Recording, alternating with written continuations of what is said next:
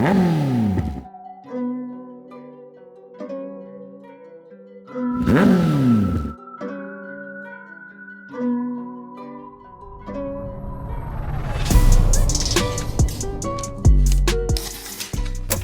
guys, what is going on? We got a different setup. So I recorded an intro for this video. I had to delete it to make room for some of the footage that we actually got on the dyno today. So with that being said, this is our intro. Welcome to my editing area. I got to meet with Arnett Racing today and I actually got to put the ZX10R on the dyno, which was incredible to do. That was my first experience with having the bike on the dyno. So major shout out to Arnett for doing this. Really hope you guys enjoyed this video. If you guys want to see more content like this, you guys can definitely let us know down below in the comments. Trying to do stuff here locally with other riders, maybe share their experience or what their bike is putting out on the dyno, so we might be able to bring more content to you guys if this is something you guys like and enjoy. Again, definitely let us know down below. But definitely a major thank you to Arnett for doing this. We have some fine tuning we're gonna do to the ZX10R that I'm excited about to kind of clean it up a little bit down low. The new SC projects on it. At the end of this, it should be running incredibly well, incredibly smooth. We still have some work to do. Make sure you guys stay tuned. We might have another video of us doing that. Kind of see how this one goes and go from there.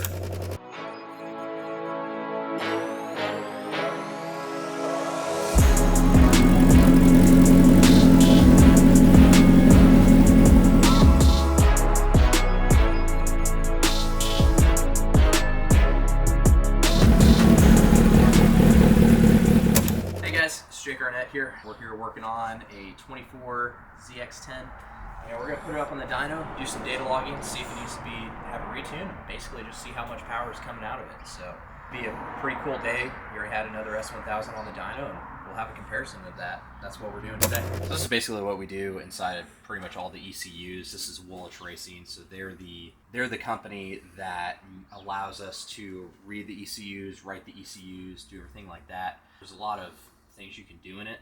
So this is one of our advanced settings that you can do. And pretty much anybody who uses Woolwich to tune, realistically, I would say they all do very similar stuff. So there's stuff in here. This is how we change the fan temp. So we can have the fan temp come on real early or keep it where it's at. Disable O2 sensors, exhaust servo, disable the fuel cut.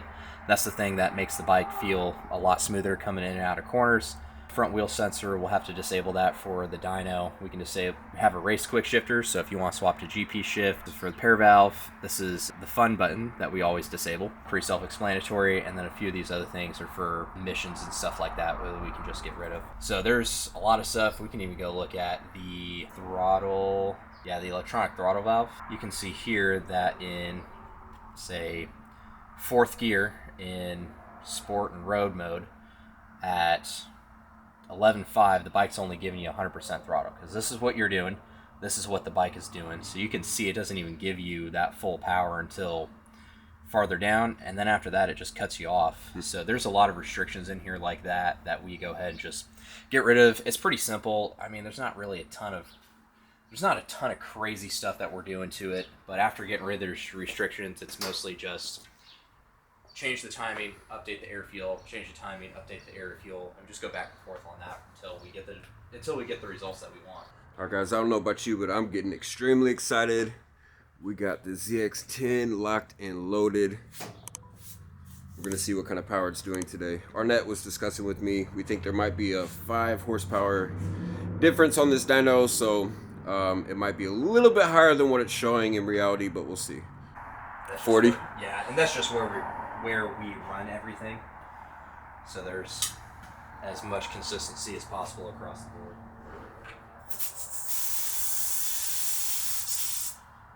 Alright, so you guys at home will not need earplugs, but me and Arnett are definitely going to throw some in here in just a little bit once we get this thing going, because it's going to get loud. This is the S1 SC project. We have a slip-on. I was thinking about maybe changing out the headers, but we'll see, maybe in the future. But for now, we're going to see what kind of power it's doing. Obviously, we went from the M4 GP19, and I definitely like the sound of this exhaust a lot better. It's a lot deeper than the M4. It just sounds better. But what else would you expect from the SC project? I put some WD-40 on it to try to get it to blue a little quicker. On the front side, you can see a little bit of coloring coming. The titanium headers already have some coloring in them, but As you can see right here on this part, we got some bluing coming, so I'm excited about that. The only thing I don't like about the ZX10R is the fairings and how much of the exhaust it covers up, but if that's my only complaint, so be it. Alright guys, so we had to get to the O2 sensor instead of putting the reader inside of the exhaust, so we took off the side fairing really quick. And as you can see, I still have the stock titanium headers from Kawi on here. I was thinking about going with an APPAREL header setup, but we'll see. We got some slight bluing in that exhaust, but right here is where it kind of gets restrictive on the titanium headers, and Arnett was going over that with me, so that would be the main difference as far as the setup with these pipes, is we would gain some airflow getting this titanium stock header off of here. So it might be something we'll look into and see, but this opens up the SC Project exhaust view a little bit. You can see the bluing coming in. I'll go to the backside really quick and show you guys. I don't know how the lighting is going to be, but we have a lot of bluing on this side. I don't know if that lighting is going to be good enough for you guys, but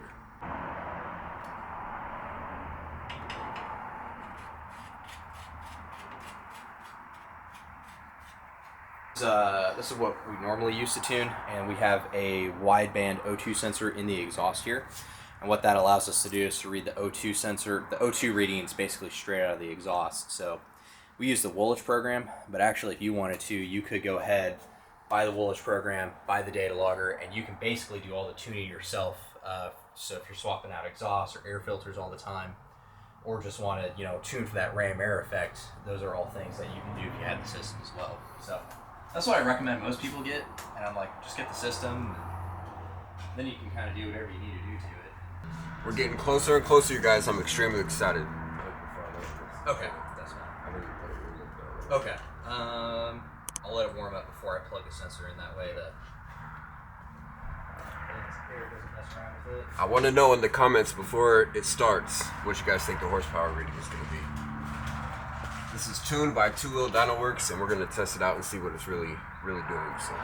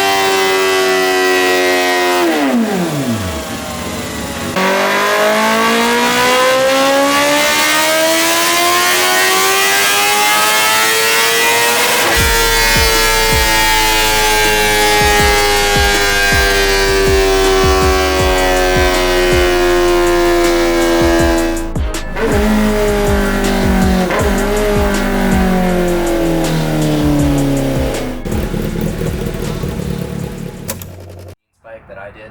Okay. So I mean, it's pretty on. Okay, yeah. There's your 100. And yours is the green line. The red one is the other one that I did. So I mean, you can get a bit more out of it if we tuned it, but you're not looking at anything like 200 at the wheel or anything crazy like that. Yeah. You guys, thanks for watching. We just had this bike on the dyno, made phenomenal power. There's a few things we can get cleaned up, but she'll be back in the next couple of weeks to make more power, be even faster and smoother.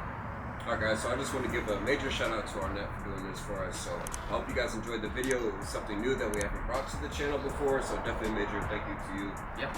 We're definitely excited to see what kind of gains we can get down low on this bike. So stay tuned, we got more to come. Thank you guys. Time too fast, we are out.